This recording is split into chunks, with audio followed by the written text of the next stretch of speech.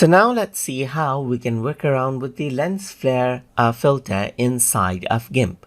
So in order to work around with the Lens Flare filter, you need to go around onto the filters menu right here and then go around over here onto light and shadow. So once you go around over here, you can see that Lens Flare is an option.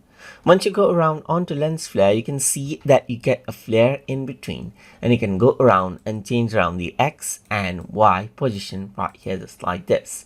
So if I were to go around over here, I can also click, and then you can see that the lens flare will change around accordingly as I click and drag it around, and the X and Y position changes as well. So that is it. That is the effect right here. You can simply go around and change it wherever you want. And then what you can also do is you can go around and change around the opacity of the lens flare to make it strong or weak right here. You can also go around and then utilize, let's say for example, blending modes right here just like this to make it more brighter and so forth right here. Apart from that, you can go around and see the before and after by seeing the preview, and even see the split view for before and after right here just like this as well. So if I were to go around and press OK, then this will be applied, as you can see, just like this. And that is how you can apply the lens flare filter inside of GIMP.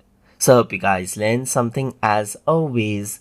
And as always, please like, comment, share, and subscribe.